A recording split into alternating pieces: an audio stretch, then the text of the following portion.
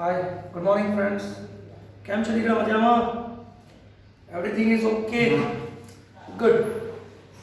ચલો આજે આપણે થોડુંક આગળ જઈએ. લાસ્ટ મેં તમને શું ભણાવ્યું? તો 0 થી 90 ડિગ્રી એના સાઇન અને કોસના મૂલ્ય શોધો. ત્યાંથી આગળ ગયા તો એકમ વર્તુળ પરથી 180 270 360 નું મૂલ્ય શીખવાડ્યું. 3 કાટકોણ ત્રિકોણ પરથી 6 મૂલ્ય શીખવાડ્યું.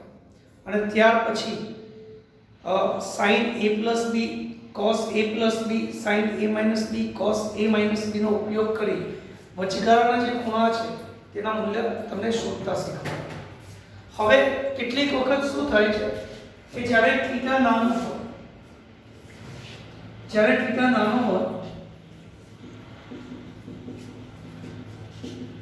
ત્યારે sin theta approximately theta અને tan theta એપ્રોક્સિમેટલી આપણે થીટા લઈએ છીએ.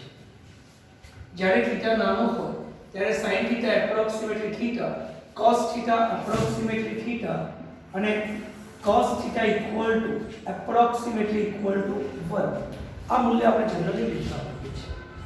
કેમ? તો દાખલા તરીકે હું તમને એક એક્ઝામ્પલ આપું કે sin 8 ડિગ્રી છે. sin 8 ડિગ્રીનું મૂલ્ય નેચરલ સાઇનમાં આપણે જોઈશું તો આપણને અહીંયા કંઈક મળશે અને એ જ કિંમત અને આપણે રેડિયનમાં ફેરવીએ 8 પાઈ અપોન 180 તો આ બંને મૂલ્ય કેવા થશે? સરખા. બંને મૂલ્ય સરખા થાય છે માટે આપણે એવું કહી શકીએ કે જ્યારે થીટા નાનો હોય ત્યારે એપ્રોક્સિમેટલી શું લઈ શકાશે? થીટા. sin 8 ડિગ્રી આવે તો આપણે એપ્રોક્સિમેટલી અહીંયા લખીશું 8 degree equal to 8 into pi upon 180 આ કિંમત જે આવે તે આ મૂલ્ય આપણે યાદ રાખીશું. પ્રશ્ન એ છે કે થીટા નાનો ક્યાં સુધી લઈશું?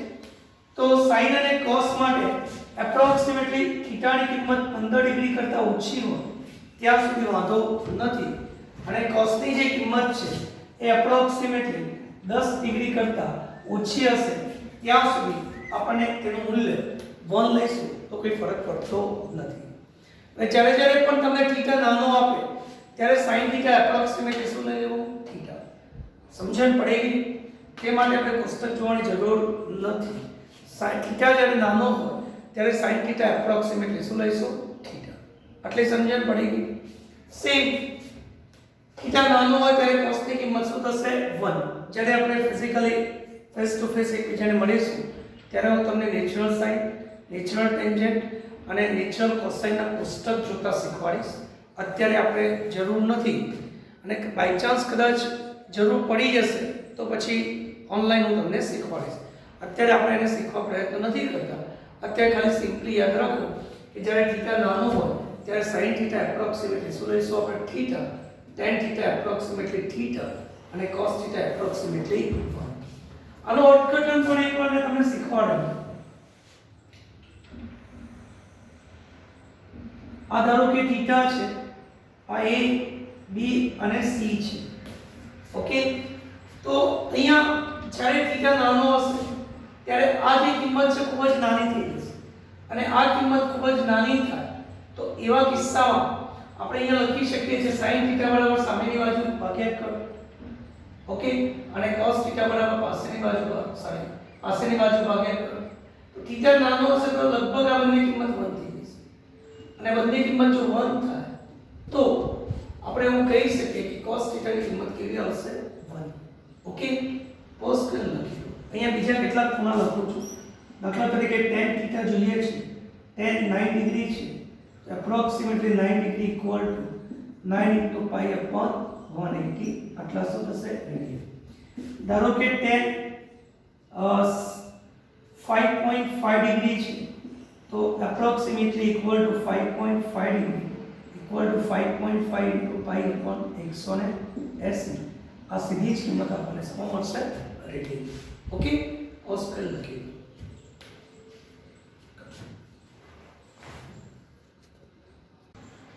અહીંયા કેટલાક સૂત્રો છે જે ઓલરેડી તમે 10મા ધોરણમાં ભણી ચૂક્યા છો પણ આપણે વારંવાર ક્યાંક ને ક્યાંક જરૂર પડશે.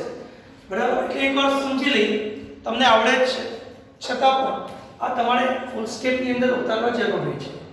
જેમ કે a + b હોલ સ્ક્વેર, તો બધાને ખબર છે a² + b² + 2ab. a - b whole square, તો a² + b² - 2ab. a + b whole square, તો a - b હોલ સ્ક્વેર લઈએ તો આપણે પ્લસ કેટલા કરવા પડશે 4ab. અને નથી ઉલટું, જો a - b હોલ સ્ક્વેર હોય a + b હોલ સ્ક્વેર, અહીંયા આપણે પ્લસ લઈશું તો અહીંયા માઈનસ કરીશું, માઈનસ હોય તો શું થશે પ્લસ. આ આપણે સાદુરૂપ આપીશું એટલે ઓલરેડી આ જ સમીકરણ આવી જશે. આપણને ખ્યાલ છે પણ લખવું જરૂરી છે.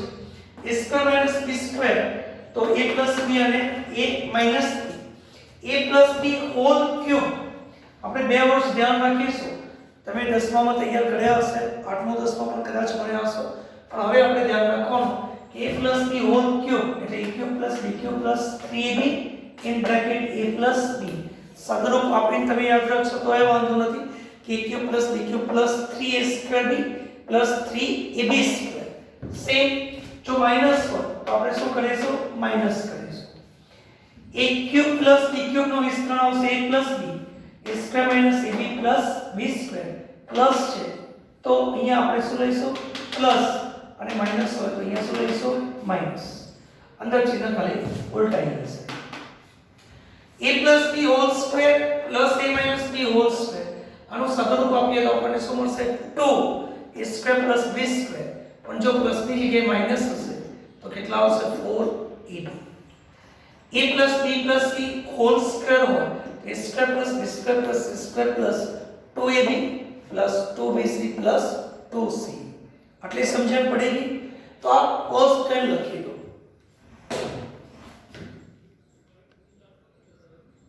હવે કેટલાક ક્ષેત્રફળ અને ઘનફળના સૂત્ર છે અને આ બે વર્ષ માટે આપણે યાદ રાખીશું. તમને આમાંથી કેટલીક વસ્તુ ખ્યાલ પણ હશે, છતાં પણ આપણે ફૂલ સ્કેપની અંદર લખવાની છે પ્લસ યાદ રાખવાની છે. આજનું જે લેક્ચર છે એ મોટાભાગે કેટલાક જે સૂત્રો છે જે તમારે યાદ જ રાખવાના છે એ હું તમને લખી આપું છું. એટલે 2-3 દિવસનો સમય છે હજુ. આના પછી આપણે વિકલન ભણીશું, સંકલન ભણીશું, ગ્રાફ ભણીશું.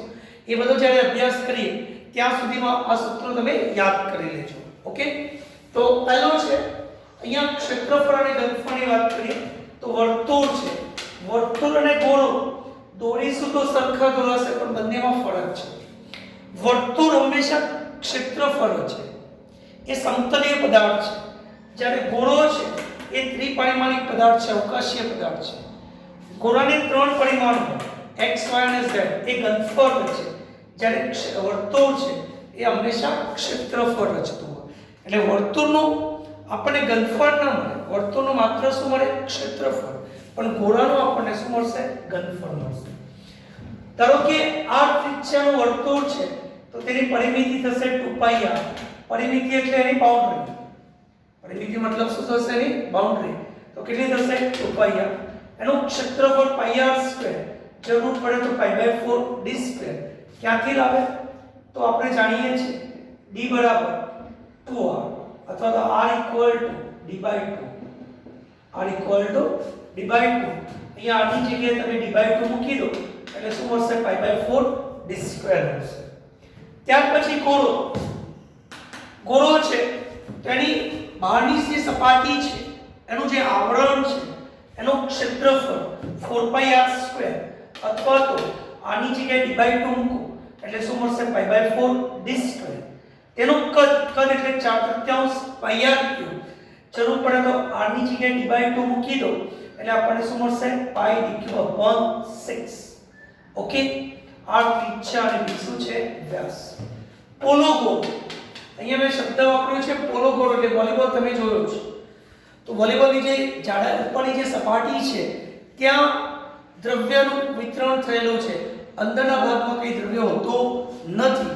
ગોળામાં આખા ગોળા પર દળનું વિતરણ થયેલું છે, જ્યારે પોલા ગોળાની અંદર માત્ર સપાટી પર દળ વિતરણ થયેલું છે.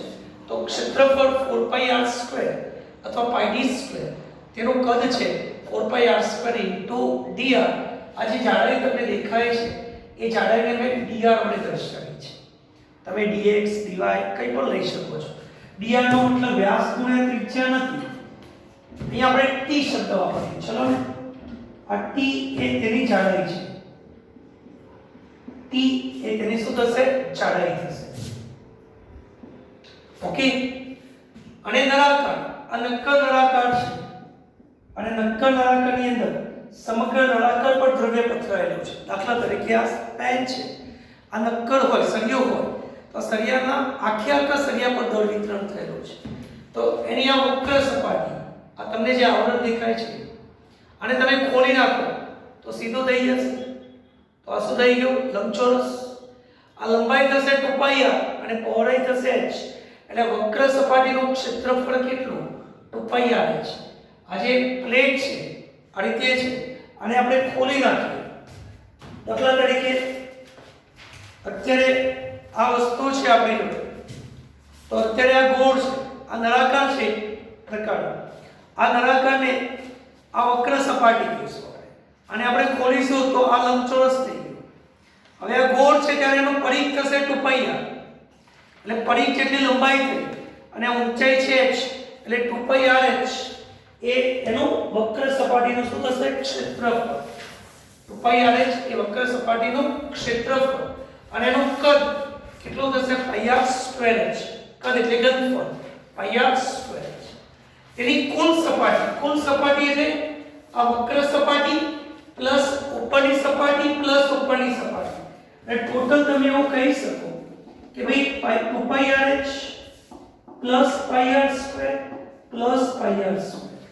આપણો જે નળાકાર છે, નળાકારમાં આ એક સપાટી એટલે વર્તુળ πr², બીજી સપાટી એટલે πr² અને આ 2πrh.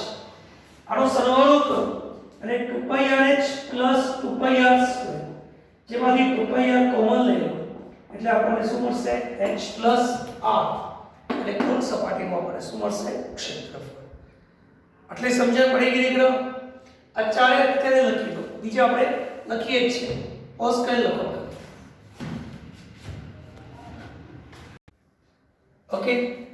ત્યાર પછી સમલંબ ચતુષ્કોણ, જેની અંદર નીચેની બાજુ a, ઉપરની નાની બાજુ b છે અને બે સમાંતર બાજુ વચ્ચેનું અંતર h છે. બે સમાંતર બાજુ વચ્ચેનું અંતર h છે. તો એનું ક્ષેત્રફળ થશે, ઉપર અને નીચેની જે બાજુ છે એનું આપણે સરેરાશ મૂલ્ય લઈશું. એટલે a + b / 2 આપણે એનું સરેરાશ મૂલ્ય લીધું ગુણ્યા એની ઊંચાઈ, મતલબ શું થશે? h. ઓકે. ત્યાંથી આગળ જઈએ તો ત્રિકોણ છે. ત્રિકોણમાં ત્રણ બાજુઓ છે a b અને c. તો એનું ક્ષેત્રફળ 1/2 પાયો ગુણ્યા વેગ. એ ન લખો તો 1/2 ab sin alpha. ab sin alpha.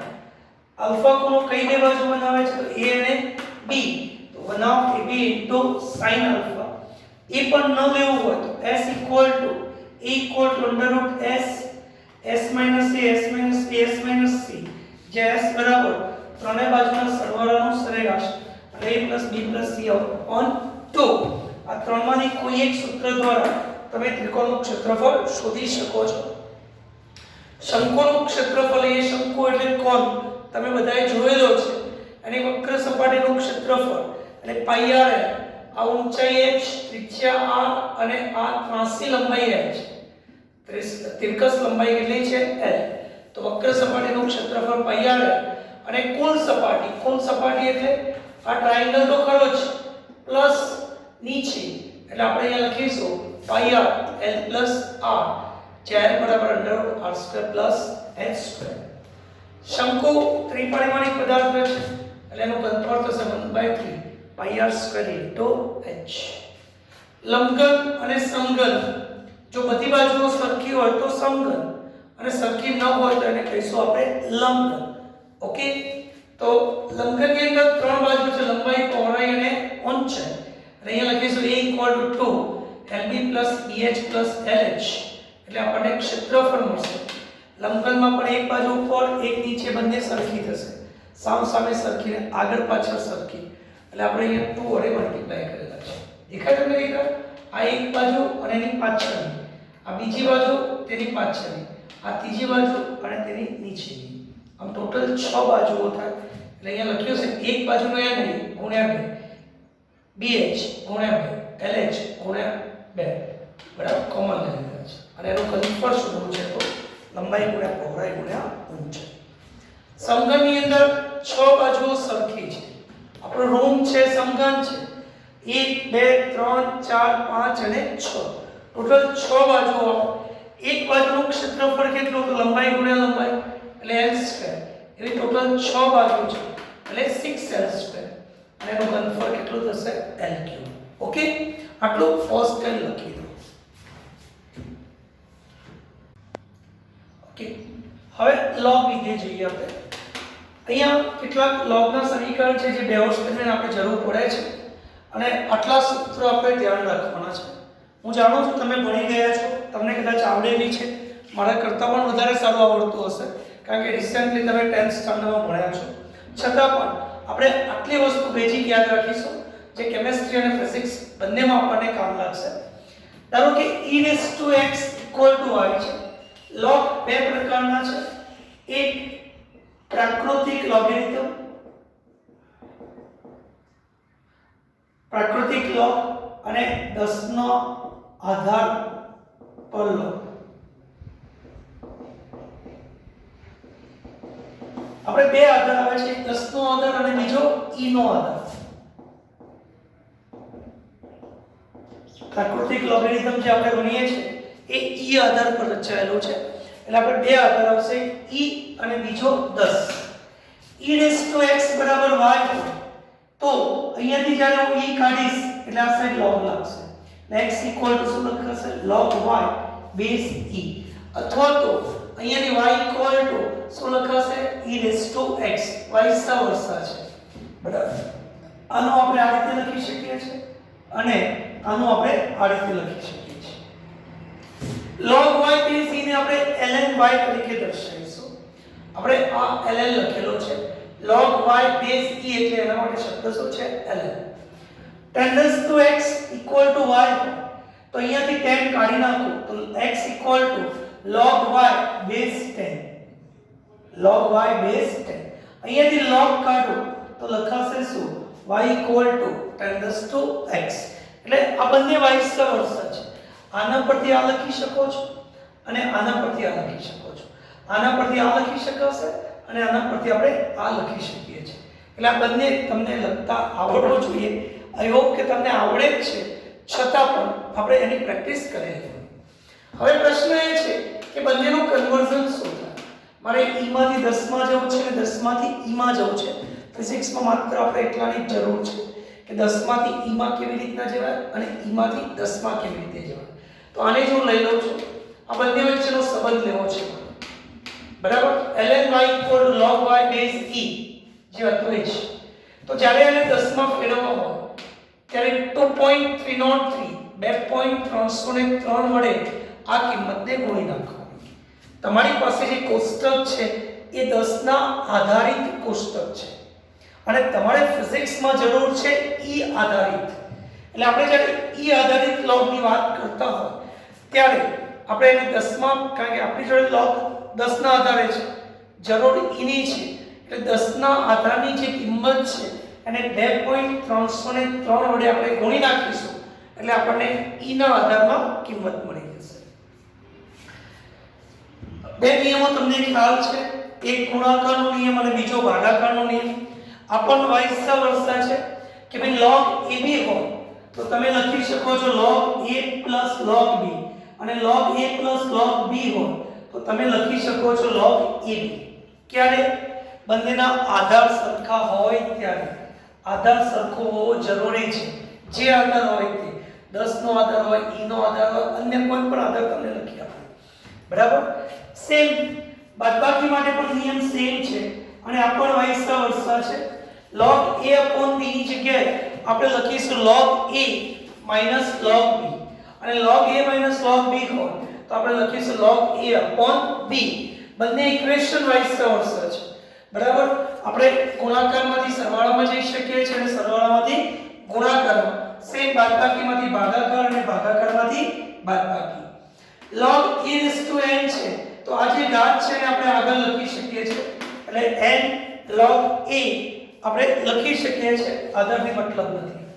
log a base b હોય તો આધાર પરિવર્તનનો નિયમ છે log a બેઝ 10 અને log b બેઝ 10. તમારે 10 ન લખવા હોય એ પણ લખી શકો છો. log a બેઝ b હોય તો આધાર પરિવર્તનના નિયમનો ઉપયોગ કરી શકો છો. અને સૌથી અગત્યની બાબત log a બેઝ 1 છે અને log 1 ની કિંમત શું છે 0. આટલું હંમેશા માટે તમારે ધ્યાન રાખવાનું છે. તો 2 વર્ષ દરમિયાન દીકરા logના જે ઇક્વેશન છે એ ક્યારે તમારે ભૂલવાના નથી. આ કાયમ માટે તમારે યાદ રાખવાનું છે. એમાં બી આ જે કન્વર્ઝન છે આપણે ખાસ કરવાનું છે. મેં અહીંયા જે એક્ઝામ્પલ લખ્યો છે ફિઝિક્સમાં લગભગ 6 થી 7 જગ્યાએ આપણે જરૂર પડે છે ln2 ની કિંમત. મોટા ભાગે ln2 ની જ કિંમતની જરૂર પડતી હોય છે. એટલે એક્ઝામ્પલ બી મેં ln2 માં લખ્યો છે કે ln2 એટલે log 2 બેઝ e. મારે e માંથી 10 માં જવું છે એટલે મેં કેટલાય ગુણી નાખ્યા 2.303. એટલે જવાબ તમે યાદ રાખજો 0.693. તો આજે જે હું તમને ભણાવી રહ્યો છું એ બધી જ વસ્તુ તમારે યાદ રાખવાની છે. ઓલરેડી તમે ભણી ગયેલા છો એ જ વસ્તુ આજે હું ભણાવું છું. ક્ષેત્રફળ ઘનફળના સૂત્રો 10th માં તમે ભણ્યા છો. વિસ્તરણ 8 9 10 માં તમે ભણ્યા છો. log એ પણ તમે આ 10મા ની અંદર ભણ્યા છો. એટલે નવી વસ્તુ આજે નથી ભણતા. પણ નેક્સ્ટ વાળે જ્યારે વિકલન સંકલન અને ગ્રાફ ચલાવવાનો થાય ત્યાં સુધીમાં આ વસ્તુ છે તમે યાદ કરી લેજો. આ યાદ કરવું બહુ જરૂરી છે. ઓકે, પોઝ કરી લખી દો. ઓકે, ચલો નેક્સ્ટ દ્વિપદી પ્રમેય. દ્વિપદી પ્રમેય આઈ થિંક તમારા માટે નવો ટોપિક છે. આમ તો તેનું જે વ્યાપક સ્વરૂપ છે એ મેથ્સમાં ઘણું લાંબુ છે. એમાં ફેક્ટોરિયલ એ બધી વસ્તુનો અભ્યાસ કરવો પડશે. પણ આપણે જે દ્વિપદી પ્રમેય 11 વર્ષ સાયન્સમાં જે જરૂર છે એ હું તમને શીખવાડું છું. એકચ્યુઅલમાં જે દ્વિપદી પ્રમેય મેથ્સમાં જે ભણવાનું છે આખું ચેપ્ટર છે એ કંઈક અલગ જ વસ્તુ છે. પણ આપણે જે ફિઝિક્સમાં જરૂર છે એ દ્વિપદી પ્રમેય કંઈક આવું છે કે દાખલા તરીકે મોડ x મતલબ ધન અને ઋણ બંને આવશે. લેસ ધેન 1 હોય, x ની કિંમત 1 કરતા ખૂબ જ નાની હોય ત્યારે 1 + x n એપ્રોક્સિમેટલી 1 + nx લખાય. મતલબ આ જે ઘાત છે એને આ પદ સાથે ગુણી નાખવાની. પ્લસ ડેશ ડેશ ડેશ ઘણા બધા પદો આવે છે પણ એ જે ઘણા બધા પદો છે એ ખૂબ જ નાના થશે. પરિણામે આપણે એને ધ્યાનમાં લેતા નથી. અત્યારે જે દ્વિપદી પ્રમેય હું તમને જે શીખવાડું છું એ પ્રોફેશનલ શીખવાડું છું કે જે આપણે 11 વર્ષ સાયન્સની અંદર જરૂર છે. સેમ 1 - x n મેં અહીંયા એપ્રોક્સિમેટ કરેલું છે. તમારે n ને અહીંયા ગુણી નાખવાનું. સેમ જો 1/n હોય તો x સાથે 1/n ગુણી નાખવાના. -n હોય તો ગુણી નાખવાના. ટૂંકમાં જો x ની કિંમત 1 કરતા નાની હોય, x ની કિંમત 1 કરતા ખૂબ જ નાની હોય તો એની જે ઘાત છે એ ઘાતને આ જે નાનું પદ છે તેની સાથે ગુણી નાખવાનું. એ તેનું એપ્રોક્સિમેટ મૂલ્ય હશે જેને આપણે દ્વિપદી પ્રમેય તરીકે ઓળખીએ છીએ. જો એવું નથી તો આ એનું બીજું સ્વરૂપ છે કે ધારો કે બે કિંમત છે. આ બે કિંમતમાં આ જે કિંમત છે ખૂબ જ નાની, અવકળની રીતે નાનું મૂલ્ય છે. અવકળની રીતે નાનું મૂલ્ય છે. ઓકે, અને આ ખૂબ જ મોટું છે. અહીંયા લખું છું અવકળની રીતે નાનું. અને x એ ખૂબ જ મોટું મૂલ્ય છે. તો એવા કિસ્સામાં આપણે અહીંયા શું કરીશું? પહેલા તો x ને કોમન કાઢીશું. x ને કોમન કાઢો એટલે ઘાત 12 આવશે x n. એટલે નીચે બચશે શું? 1 + a/x whole raise to n. મેં x ને બહાર કાઢ્યા છે પણ બહાર શું આવશે? x raise to n. તમને ઘાતમાં આવડતું હશે તો x રેઝ ટુ n બહાર 1 + a/x રેઝ ટુ n. હવે દ્વિપદી પ્રમેય મુજબ 1 + x રેઝ ટુ n થઈ ગયું આના જેવું. એટલે આ જે ઘાત છે આની સાથે ગુણી નાખો છે ને. સિમ્પલ આવડશે? ઓકે, ના આવડે તો વાંધો નથી. આપણે સિમ્પલ દ્વિપદી પ્રમેયમાં એવું યાદ રાખવાનું કે બે કિંમતમાં આ જે કિંમત છે આના કરતાં ખૂબ જ નાની હોય તો એની જે ઘાત છે તેને નાની કિંમત સાથે ગુણી સરવાળો હોય તો સરવાળો, બાદબાકી હોય તો બાદબાકી આપણે કરવાની છે. કેટલાક એક્ઝામ્પલ છે. દાખલા તરીકે મારે આનું સાદું રૂપ આપવું છે તો અહીંયા શું કરીશ હું આવું કંઈક લખી શકું કે 1 પ્લસ 0.003 રેઝ ટુ 1/3 લખી શકાય નહીં આના મેં ચોડકા છૂટા પડે આ જે કિંમત છે એના બે ભાગ કરી દીધા 1 પ્લસ 0.003 રેઝ ટુ 1/3 હવે આ કિંમત 1 કરતાં ખૂબ જ નાની કે નહીં આ જે કિંમત છે 1 કરતાં કેવી છે નાની તો સિમ્પલ આ જે ઘાત છે એને આની સાથે ગુણી નાખવાનું 1 પ્લસ 1/3 0.003 સાદું રૂપ 1 પ્લસ આનો ભાગાકાર કરશો એટલે 0.001 આવશે આ કિંમત 1.001 1.003 રેઝ ટુ 1/3 છે તો એની કિંમત કેટલી આવશે તો 1.001 એનું મૂલ્ય કેટલું આવશે 1.001 સેમ અંડર રૂટ 1.02 છે તો આપણે આવું લખીશું 1 plus 0.2 raise to 1 plus 0.02 raise to 1 હવે જો આપણે અક્ષર થોડાક મોટા કાઢી 1 પ્લસ 0.02 રેઝ ટુ 1 આ કિંમત આના કરતાં ખૂબ જ નાની છે આ કિંમત ખૂબ જ નાની છે એટલે શું કરીશું 1 પ્લસ ઘાતને આની સાથે ગુણી નાખવાનું એટલે આપણો આન્સર શું આવશે 1 પ્લસ ભાગાકાર કરો 0.01 એટલે કે 1.0 આવડે સેમ આના માટે આપણે આવું લખી શકીએ 0.98 raise to minus 0.98 raise to minus આ શું છે તો આપણે આવું લખી શકીએ 1 માઈનસ 0.02 રેઝ ટુ માઈનસ 1 માંથી 0.02 બાદ કરો એટલે કેટલા આવશે 0.58 બસ પછી તો સિમ્પલ 1 માઈનસ ઘાતને આની સાથે ગુણી નાખવાનું માઈનસ માઈનસ પ્લસ થશે અને જવાબ શું આવશે 1.02 સેમ આના માટે 1 પ્લસ 0.001 રેઝ ટુ 8 આ કિંમત આના કરતાં કેવી છે નાની છે આ કિંમત આના કરતાં નાની છે એટલે આપણે શું કરીશું ઘાતને ગુણી નાખીશું એટલે આપણો જવાબ શું આવશે 1 પ્લસ 0.008 એટલે કે 1.008 આવશે આ એના એપ્રોક્સિમેટ મૂલ્ય કહેવાય એક્ઝેક્ટ મૂલ્ય નથી પણ લગભગ એની નિયરેસ્ટ આપણને કિંમત મળી ગઈ આપણે નિયરેસ્ટ લખીશું આ ઇક્વલ છે અને આ રીતે કરીએ તો શું થશે નિયરેસ્ટ મૂલ્ય લગભગ શબ્દ વાપરીશું આપણે સમજણ પડી ગઈ દીકરા જ્યારે x ની કિંમત 1 કરતાં ઓછી હોય ખૂબ જ નાની હોય ત્યારે આપણે આ વાપરીશું આ સ્થિતિ આપણે x a તો પછી x ને બહાર કાઢી લેવાનું જે મોટું મૂલ્ય છે એને બહાર કાઢવાનું અને પછી એનું સાદું રૂપ આપવાનું દાખલા તરીકે ફિઝિક્સમાંની જરૂર પડશે આપણને કે પૃથ્વીની જે ત્રિજ્યા છે એની સરખામણીમાં પૃથ્વીની સપાટીથી ઊંચાઈ જો નાની હોય ત્યારે આપણે સાદું રૂપ કઈ રીતે આપીશું તો અહીંયા હું લખીશ g' gme upon આમાંથી હું આડી બહાર કાઢું છું એટલે આડી square 1 h r whole square અહીંયાથી મેં આડી બહાર કાઢ્યા છે પણ વર્ગ છે એટલે 1200 હશે આડી સ્ક્વેર gme upon આડી સ્ક્વેર એ ગુરુત્વ પ્રવેગ છે આપણે ટૂંક સમયમાં ભણીશું અત્યારે આપણે જરૂર નથી અત્યારે ખાલી યાદ રાખો કે g બરાબર શું છે gme upon આડી સ્ક્વેર આપણને રસ આમાં છે 1 h upon આડી હોલ સ્ક્વેર છે એટલે હું શું કરીશ આને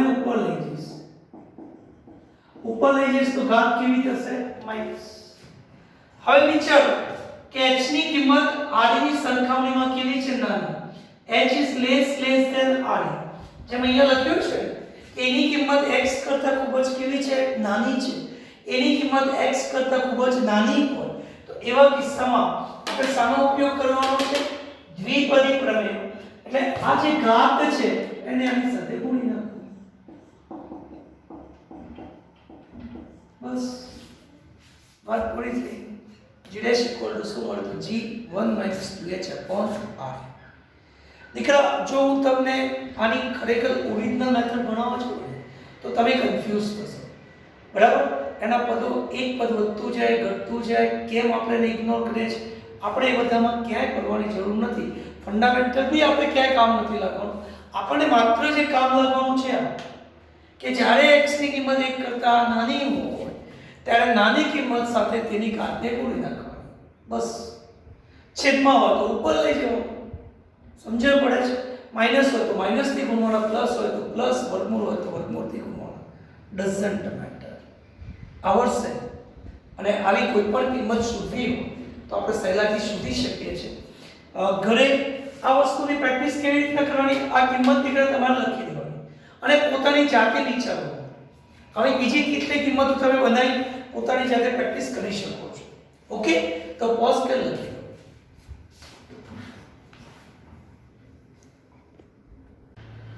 લાસ્ટ ટોપિક આપણો લોગ હતો. હવે ઘાત અને ઘાતાંકની વાત કરી તો આ પણ તમે ઓલરેડી ભણી ચૂક્યા છો. ઘાત અને ઘાતાંક આઈ થિંક 9th કે 10th સ્ટાન્ડર્ડની અંદર તમે ભણ્યા હશો. છતાં પણ એકવાર મારી ફરજ છે તો હું પૂર્ણ કરીશ કે x⁻0 બરાબર 1. કોઈ પણની ઘાત જ્યારે 0 હોય ત્યારે મૂલ્ય કેટલું થશે? 1. કોઈ પણ આધારની ઘાત 0 હોય ત્યારે મૂલ્ય થશે 1. બહુ ઘણી વખત આપણે ફિઝિક્સમાં એનો ઉપયોગ કરવાના છે એટલે ધ્યાન રાખજો. દાખલા તરીકે 2⁻0 બરાબર શું થશે? 1.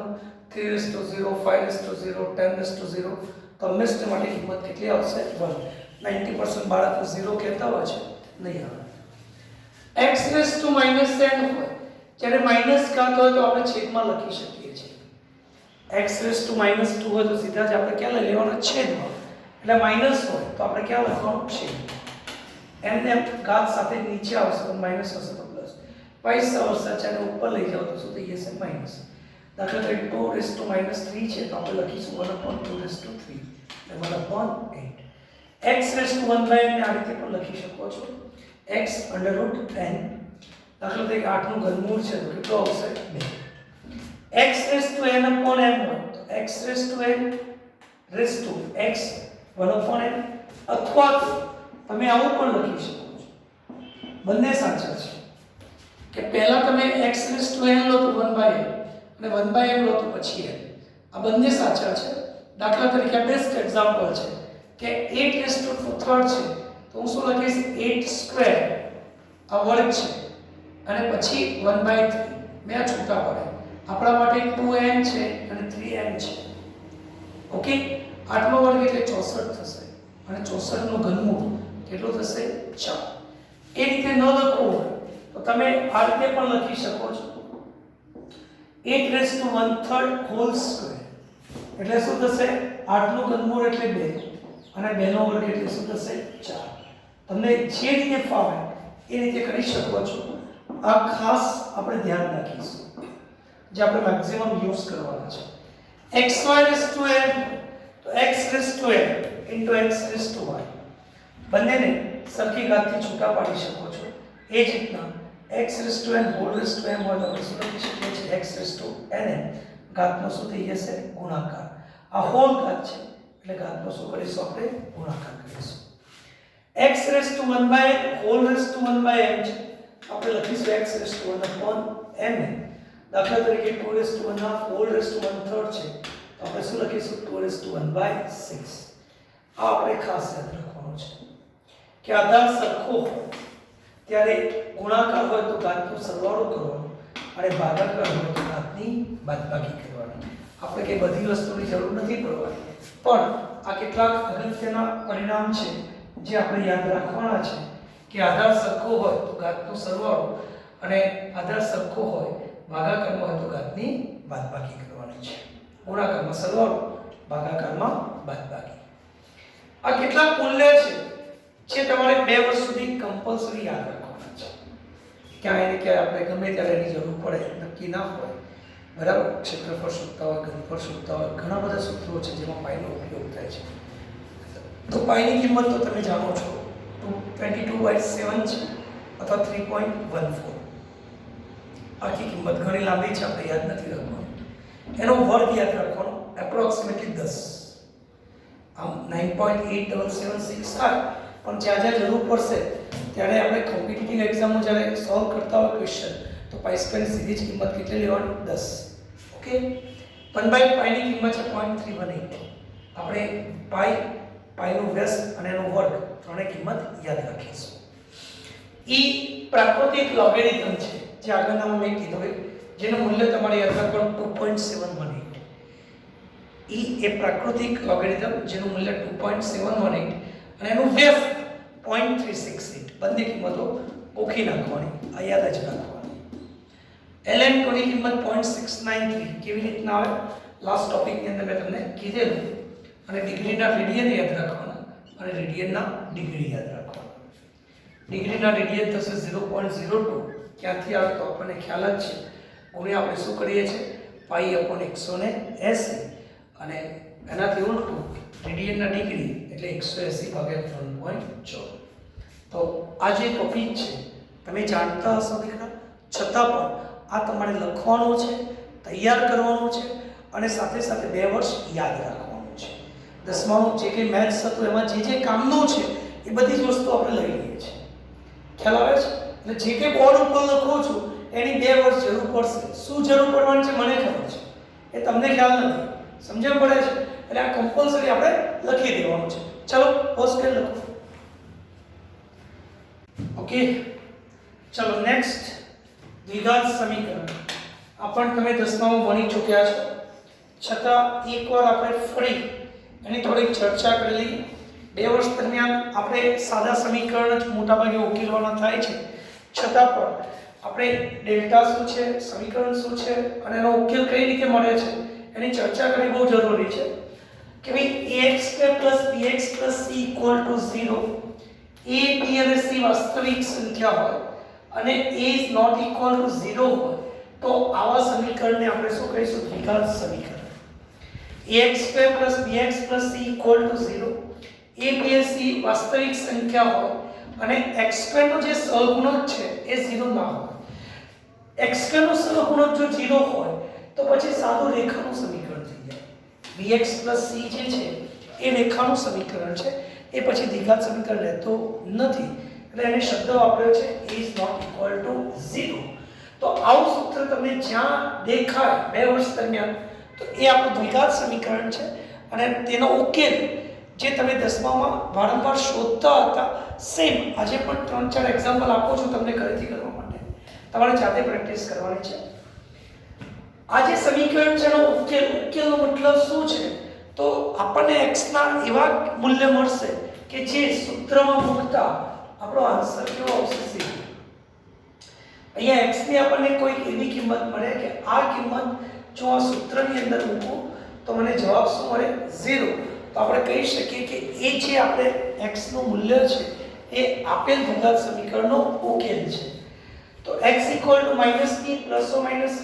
√delta/2a. કેટલીક બુકમાં d પણ લેતા હોય છે, તમને જે ફાવતું હોય તમે લઈ શકો છો. d લો, ડેલ્ટા લો, આલ્ફા લો, આઈ ડોન્ટ કેર. આપણે એક સિમ્બોલ લેવાનો છે. ઓકે, આ એનો ઉકેલ છે. પ્લસ ઓર માઈનસ એટલે કાં તો પ્લસ કાં તો માઈનસ, એટલે બે ઉકેલ થશે. ડેલ્ટા એ વિવેચક છે. ડેલ્ટાને શું કહીશું આપણે? વિવેચક. b² - 4ac. આ ડેલ્ટાનું મૂલ્ય કેટલું? તો b² - 4ac. ડેલ્ટાના આધારે આપણે ત્રણ વસ્તુ ધ્યાન રાખવાની છે. સૌથી પહેલા આપણે ડેલ્ટા શોધતા હતા 10માં અને નક્કી કરતા હતા કે આપેલ સમીકરણનો ઉકેલ મળશે કે નહીં મળે, અને મળશે તો કેવો મળશે. તો જો ડેલ્ટા > 0 હોય, ડેલ્ટા > 0 મતલબ મૂલ્ય ધન હોય, ડેલ્ટાનું મૂલ્ય કેવું હોય? ધન હોય, તો આપણને બે વાસ્તવિક અને ભિન્ન ઉકેલ મળશે. બે વાસ્તવિક અને ભિન્ન ઉકેલ મળશે. એક આપણને પ્લસ વાળું મળશે, બીજું માઈનસ વાળું. એટલે આપણે અહીંયા લખ્યું છે x1 is not equal to x2. પણ જો ડેલ્ટા 0 છે, ડેલ્ટા મૂલ્ય 0 છે, મતલબ આ કિંમત કેન્સલ થઈ જાય. તો તમે ધ્યાનથી જુઓ, આ 0 આ પણ 0, તો શું આવશે? -b/2a -b/2a. તો બે આપણને વાસ્તવિક અને સમાન ઉકેલ મળશે. x1 x2 ના બે મૂલ્ય મળશે, બંને કેવા હશે? સમાન હશે. અને મૂલ્ય કેટલું? તો -b/2a જેટલું. પછી શોધવાની જરૂર નથી, સીધો જ -b/2a. અને જો d <0 હોય તો d નું મૂલ્ય ઋણ થશે, d નું ઋણ મૂલ્ય.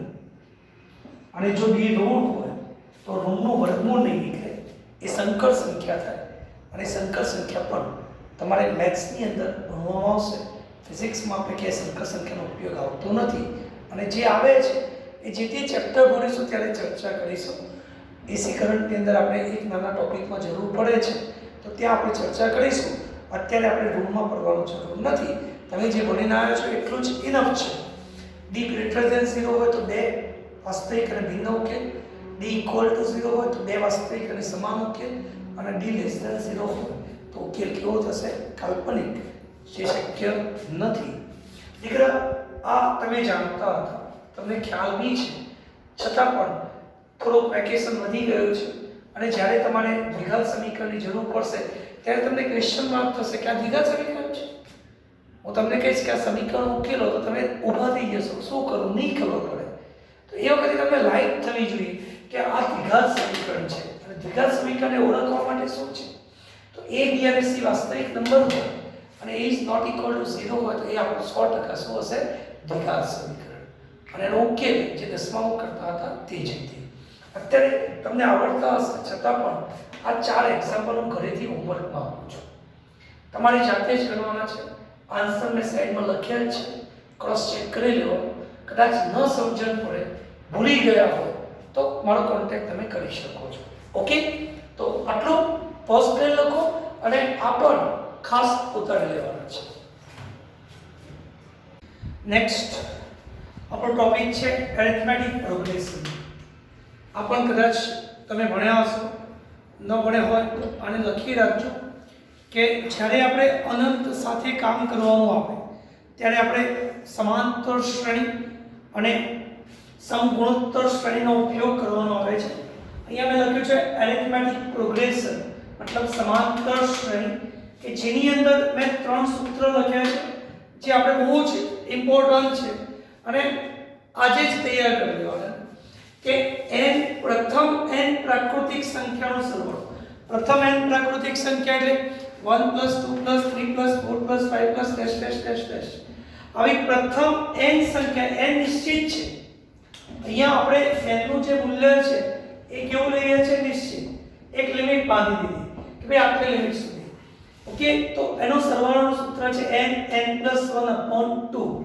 પ્રથમ n પ્રાકૃતિક સંખ્યાનો સરવાળો એટલે n + 1/2. દાખલા તરીકે મારે પ્રથમ 100 પદોનો સરવાળો કરવો છે. પ્રથમ 100 પદોનો સરવાળો કરવો છે તો ક્યાંથી? 1 2 3 4 5 6 7 8 -- 100. તો આ સરવાળો કરવા માટે આપણે શું કરીશું? તો પ્રથમ પદ આપણું ફિક્સ થઈ ગયું. કેટલા પદો છે? ટોટલ 100. બરાબર, એટલે n બરાબર અહીંયા લખ્યું છે 100. સાદુરૂપ આપો એટલે આપણને કિંમત મળશે 50 50. એટલે પ્રથમ n પદોનો સરવાળો કેટલો થશે? તો 50 50. જ્યારે ક્રમમાં હોય ત્યારે આપણે આ સૂત્ર વાપરી શકીએ છીએ. હવે એ જ રીતે પ્રથમ n પ્રાકૃતિક સંખ્યાના વર્ગનો સરવાળો. આપણે શાનો સરવાળો કરીએ છીએ? વર્ગનો સરવાળો. તો 1² + 2² + 3² -- n². તો આ એનું સૂત્ર છે. n ની જગ્યાએ આપણે જે સંખ્યા આપણે 50 25 100 200 જે સંખ્યાનો સરવાળો કરવો હોય 1² + 2² + 3² + 4² / 1000² કરવો હોય તો પણ આપણે આ સૂત્રથી કરી શકીએ છીએ. મારે અહીંયા એક્ઝામ્પલ લીધું છે 10 પદ, એની જગ્યાએ 10 મૂકી દો એટલે કે કિંમત આવશે 385. પ્રથમ n પ્રાકૃતિક સંખ્યાના ઘનનો સરવાળો. પ્રથમ n પ્રાકૃતિક સંખ્યાના ઘનનો સરવાળો કરવો છે એટલે કે 1² + 2² + 3² -- n3. તો n + 1/2 પણ n + 1/2 તો વાસ્તવમાં શું?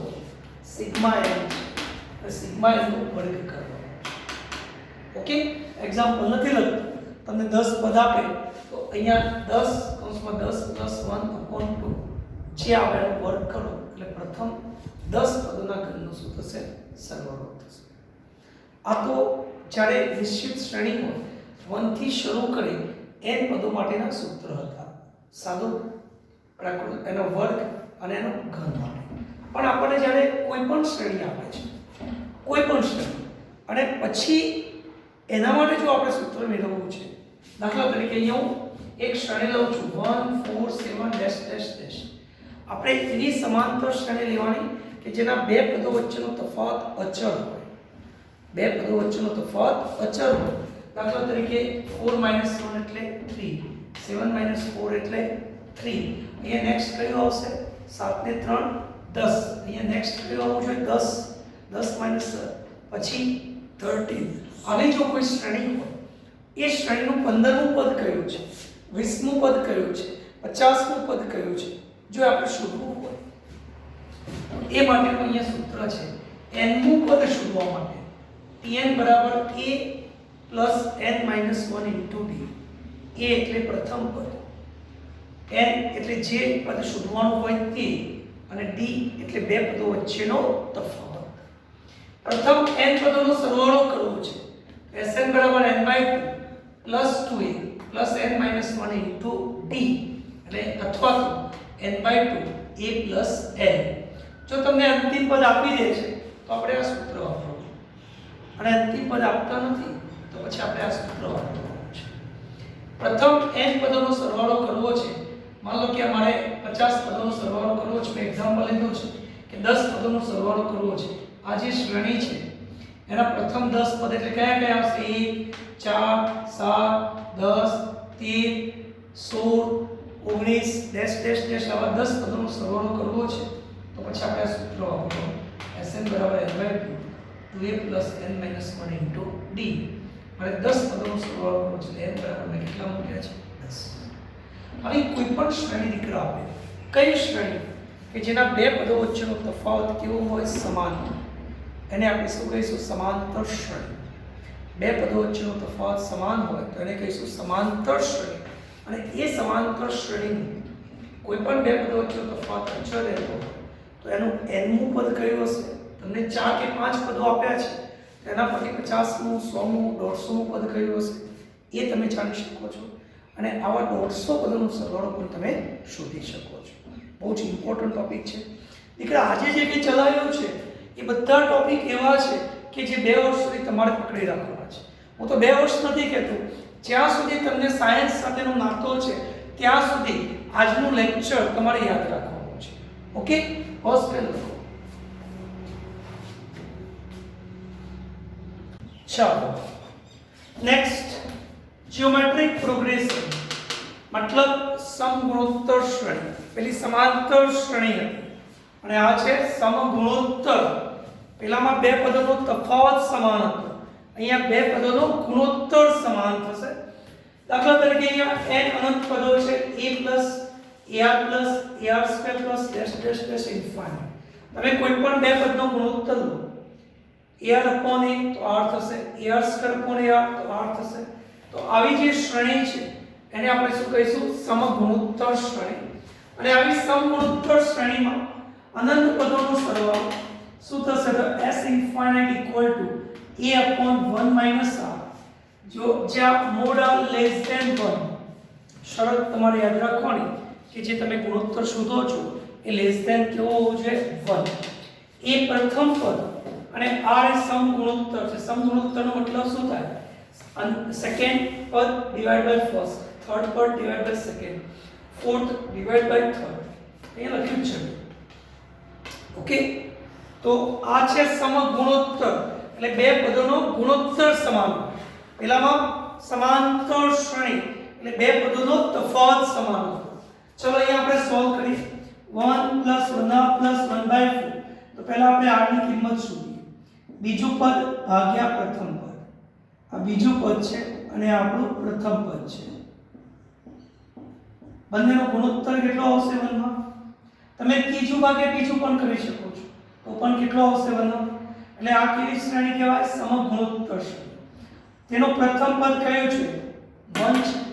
માટે s ઇન્ફિનિટ બરાબર a upon 1 minus r. પ્રથમ પદ છે 1. ઓકે, કિંમત મૂકી દો 1 minus 1r. એકમાંથી અડધો ગયો તો અડધો, છેદનો છેદ ક્યાં જશે? અંશમાં. એટલે આપણને આ શ્રેણીના અનંત પદોનો સરવાળો મળે છે. કેટલો આવશે? તો 2 આવશે. ચલો દીકરા આના માટે વિચારો. r equal to -1/3 ચિહ્ન સાથે લેવો upon 1 એટલે ગુણોત્તર કેટલો આવશે? -1/3. પ્રથમ પદ કેટલું છે?